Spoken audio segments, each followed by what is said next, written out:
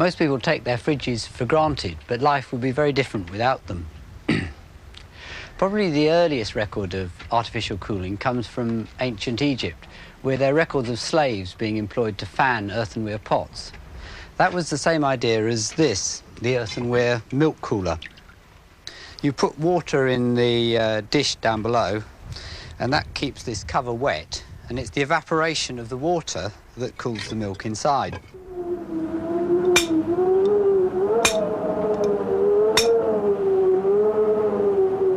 The other method of cooling things, used extensively in ancient Rome, was simply to collect snow.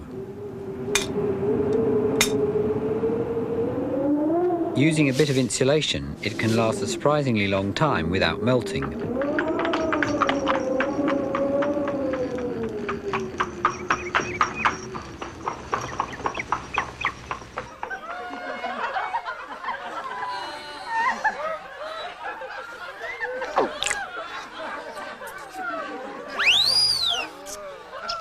The Romans not only cooled their wine, but they also made ice cream. By the 19th century, various other liquids had been discovered that evaporated much faster than water, like alcohol.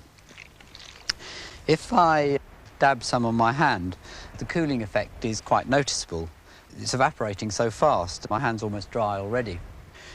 And this produces even more rapid evaporation. It had been discovered that various gases, when they're compressed, can condense into liquids. And in fact, this is carbon dioxide in this cylinder, and under pressure, it's actually a liquid at room temperature. If I open the valve, it'll shoot out of this pipe and evaporate very rapidly back to a gas, and the cooling effect is quite dramatic.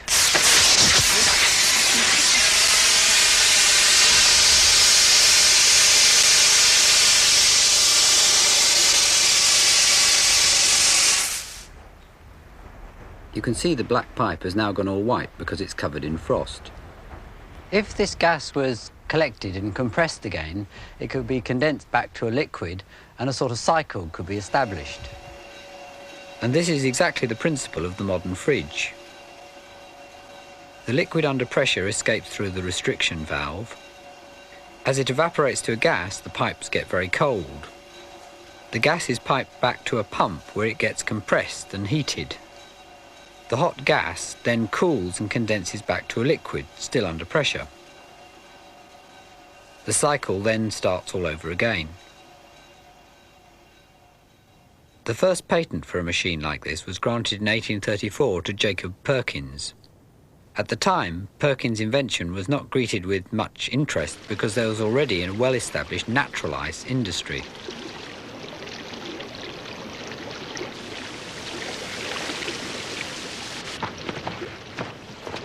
Ice was cut from the lakes in America on a vast scale.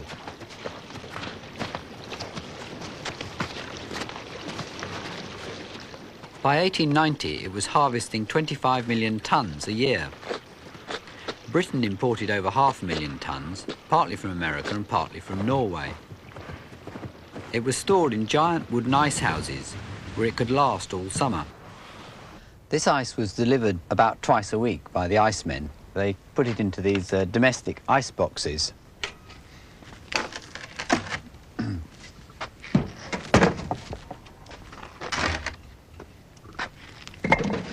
The ice went in the top and the food goes in the bottom.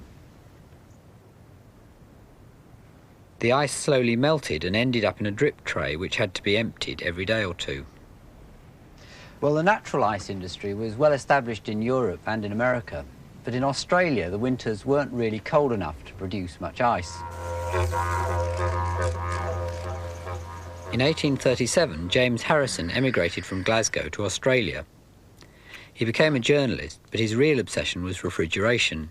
Oh dear, I cannot concentrate, it's too hot. If only I had a wee machine to make ice. Aye. Oh, his first machine didn't work, which he blamed on inferior colonial workmanship. He then went to England and persuaded a Dr. Seeby to make one, based on Perkins' design. By 1858, Harrison had brought Seaby's machine back to Australia. Here's my machine, and here you see a perfect lump of ice.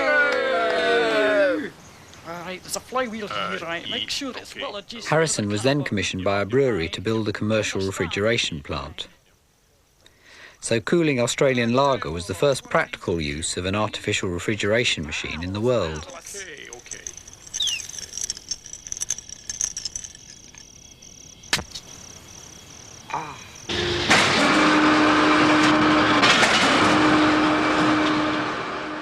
Ice factories soon opened up in England in competition with the natural ice warehouses. The Lowestoft Ice Company was one of the first, as David Forster remembers. The ice company originally began in 1898, and it was my great-grandfather, Mr. W.F. Cockrell, who decided that ordinary ice from the glaciers, the Norwegian glaciers, wasn't sufficient for good quality ice, so he decided to make artificial ice using ammonia refrigerant, which happened to come on the market in the 1870s, 1890s.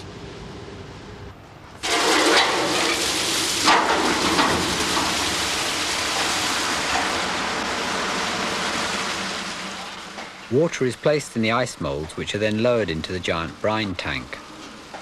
The circulating brine is cooled by pipes full of the ammonia refrigerant to about -10 degrees centigrade.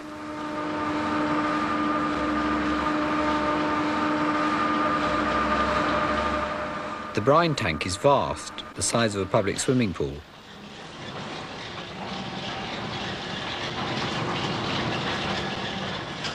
After a few days, the water in the moulds has fully frozen and is ready for use. To extract the ice, the moulds are first transferred to a bath of warm water to loosen them.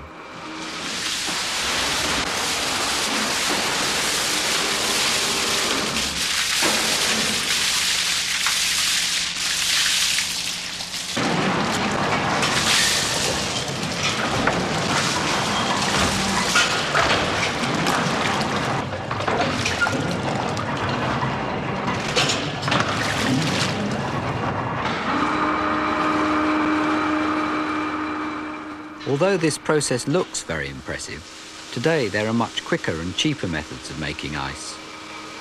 Block ice is now really obsolete, and this is actually the last lift.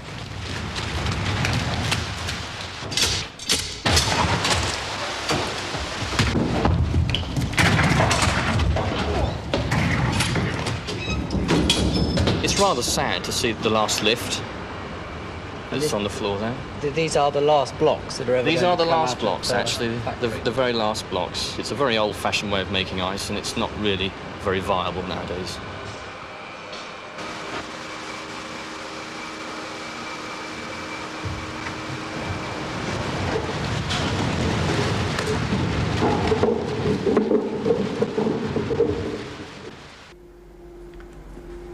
This is the engine room of the ice factory, and it's basically a series of large motors and compressors where the ammonia is compressed that provides the refrigeration to cool the brine tanks. The modern domestic refrigerator is exactly the same in principle, with an electric motor and a compressor, obviously much smaller. But there was a gap of about 30 years between developing these large ones and making something that was practical enough to put in a kitchen. These have quite a few problems. They leak, there are glands and valves on them, and also they're very smelly. The whole place smells strongly of ammonia. The General Electric Company of America decided that the best solution was to enclose the motor and the compressor in a single airtight container. Their first model appeared in 1926, and they advertised it as being so utterly reliable, so utterly dependable, that we've been able to enclose all the moving parts in walls of steel. And it is rather a handsome contraption. The shape of this fridge was designed by the refrigeration engineers themselves. Here it's being demonstrated by Betty Davis in 1935. Good morning. Good morning. My dear, why didn't you wake me up? Oh, there's nothing to do, really. And people quarrel with the inconvenience of living so far out. It's really been the most delightful weekend I've had in years. I wouldn't live anywhere else. Who course, there's a difficulty of service. By the 1950s, specialist industrial designers and stylists have been brought in. They change their fridge's appearance every year or so to keep in fashion and to present a sophisticated image.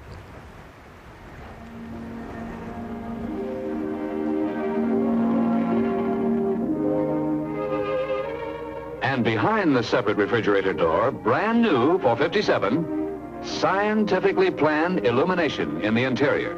Not just one light to light the upper area, but two to give full illumination across the top, and then a third light to light the lower shelf area.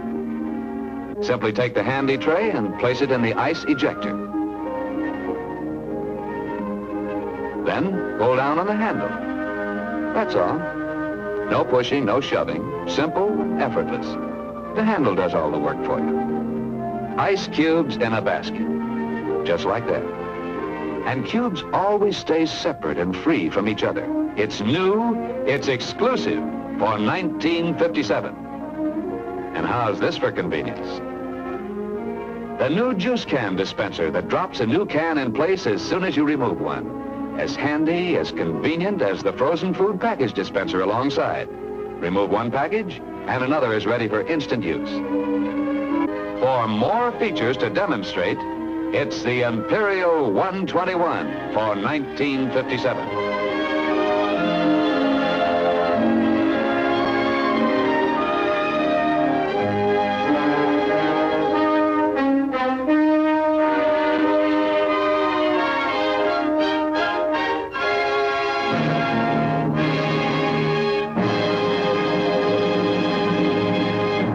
The modern fridge really is exactly the same as this one. It looks a bit different because the pipes and the motor and the compressor are now rather more discreetly put at the back of the fridge, the motor down here and the pipes up the top. Here we've cut the pipework circuit out of a modern fridge. This is the ice box, which is also the evaporator coil, pressed out of 2 sheets of aluminium.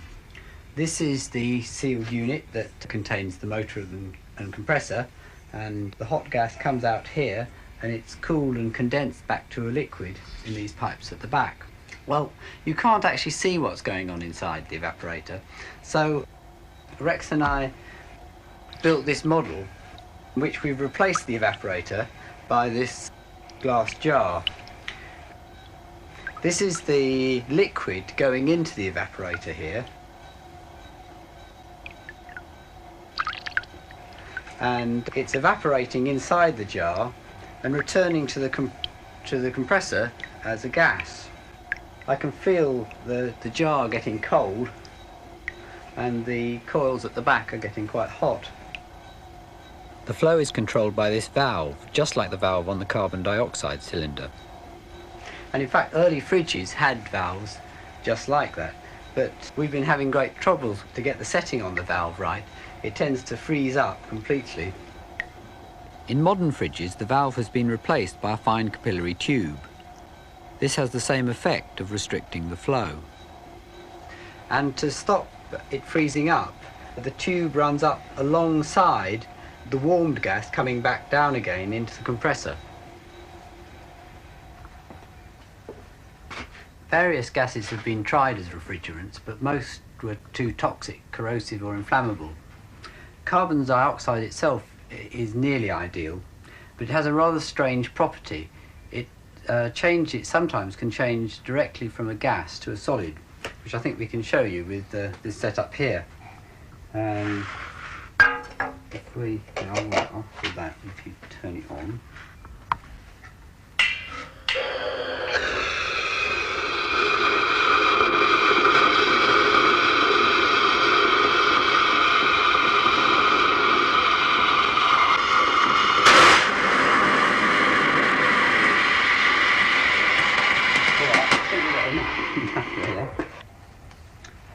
This so-called dry ice, it's very useful stuff. It's used for keeping things cold, and it's also used theatrically for creating effects of mist when it's usually put into hot water.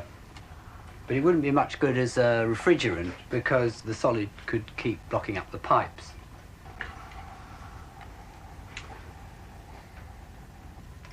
Today, most refrigerants are fluorocarbons. These are the same as the chemicals that are used as propellants in aerosol cans. They're ideal except for the hole they're making in the ozone layer. There are only a few ounces in each fridge, but there are a lot of fridges in the world, and all the fluorocarbon escapes whenever a fridge is scrapped. We've cut the weld off this sealed unit so that you can see what's inside. Most of it is really the motor. It all sits on these 3 springs, which reduce the noise, and it sits in a puddle of oil, so that even on an old fridge, the whole thing looks almost brand new. Outside, the motor is connected to a bit of electrical gear. There's one device that gives the motor an extra kick to start it up, and another device to stop it if it gets too hot. The compressor itself is really a little tiny lump that fits on the end. If I turn the motor around, I think you can see the piston going up and down. It's all very solidly made, because in the life of a fridge, it goes round several thousand million times. Inside, there are 2 reed valves, which let the refrigerant in one side and out the other. On this model, if we start it up, start the compressor going, you can see the piston flies up and down at a fair rate, and the refrigerant comes in one side and is pushed out the other side. Fridge compressors have a variety of other uses. They're often used as compressors for airbrushes, and they're even used by dentists sometimes, connected to the pipe that sucks the saliva out of your mouth. Compressors and compressed air actually have all sorts of uses.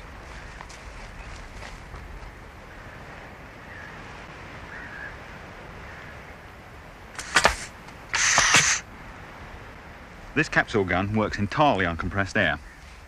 I made it a few years ago to simulate bullet hits for films and TV. It's by necessity a bit complicated. The mechanism inside is a real plumber's nightmare. Here you've got a reciprocating cylinder which actually drives the bolt forwards and backwards. When the capsule is put inside the breech and it goes to full extremity forward, it fires compressed air down the barrel. It fires many types of capsule. This one as a blood capsule, and it would simulate a blood hit. And of course these little fellows, which are actually explosive capsules, and they give us a shower of sparks and a mild explosion when they hit. Meanwhile, back inside the fridge, the compressor is pumping the refrigerant round, but it still needs something to turn it on and off at the right temperature. It does this with this fine tube full of a liquid. The liquid expands as the temperature rises, and that pushes out this small bellows at the end. We've got one of these thermostat switches set up on this model here. If I hold the end to raise the temperature, the bellows will expand, and at some point the contacts on top will flick over and the compressor will start up. Sometimes takes a little while. Perhaps it's not going to do it.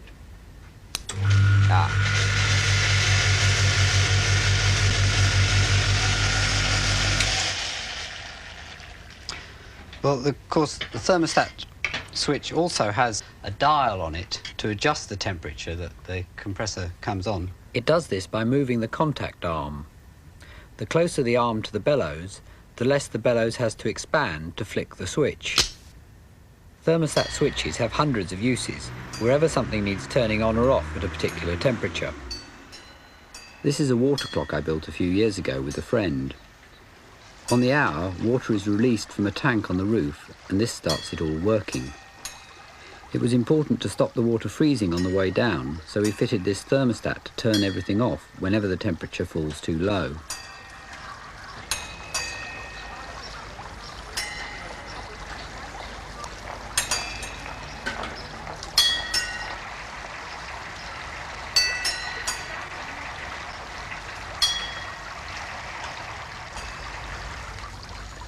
That completes the basic fridge mechanism, but without a thick layer of insulation, all the cold would quickly be lost.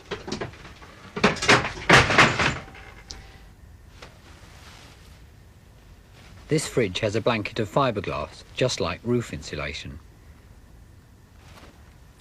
Old fridges used to have massive door handles and massive hinges that could apply a large closing force, and this squashed the rubber seal all round the door into contact with the frame. To apply enough force, the whole fridge had to be very strongly made. An elephant weighing over 4 tons was to stand on top of this new Frigidaire, and it must not show any signs of strain under this tremendous load. Will it take it? Can this new Frigidaire stand up under such terrific punishment? Those were the questions that flashed through everyone's mind. But look, our elephant isn't in doubt, and as he cautiously but firmly places each foot on top of the Frigidaire, it is proved without a question of doubt that this new Frigidaire cabinet is a real masterpiece of construction. Yes, gentlemen, here is a cabinet so sturdy, so strong, that the door can be opened and closed while it supports this tremendous load of over 4 tons. In modern fridges, there's a flexible magnetic strip inside the rubber seal. You can sometimes see the seal pulling itself against the door frame just after you close the fridge. Here we've cut one of these seals out of a modern fridge, and I can pull the magnetic strip out just to prove it's magnetic. This has made it unnecessary for fridges to have such massive handles and hinges. In fact, the whole casing can now be much less substantial.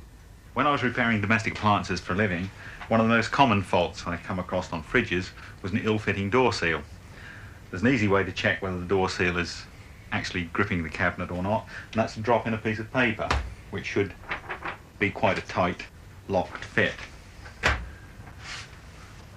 And here, as you can see, there's a gap. Now, there's quite an easy way of repairing this, which was rather embarrassing when you was in a customer's house, because the first thing to do was to get the customer out of the kitchen, because the only way to repair it satisfactorily was brute force. So you used to very subtly ask her for the guarantee or something like that, so she went away to look at it, and then you repaired it by merely putting your foot against the bottom and pulling like blazes, and you'll find that the door then fits. As you can see, that's grip. And of course, most people wouldn't like things like that done to their refrigerator. The most inadequate and flimsy parts of a modern fridge must be the doors. The plastic cracks up, the bottle stays pop out, and the icebox door has to take an immense strain every time you try and open it when the thing's iced up. In fact, I suspect that broken doors are the most common reason why fridges are thrown away. But perhaps I'm being too critical. A recent Which survey found that fridges were about the most reliable of our household machines. And certainly every single one of the fridges that we got for this programme from the scrapyard was still in working condition. It has been said that the weakest part of all machines and computers is their interface with the outside world. And the idea of enclosing all the moving parts of a fridge as a single airtight unit has not only stopped all the leaks, but it's also produced a machine that has a quite unusual degree of reliability. Just think how many times a year your fridge has to turn on and off. The front of your fridge may be cheap and nasty, but I hope the next time you look at the back of your fridge, you'll regard it with suitable admiration.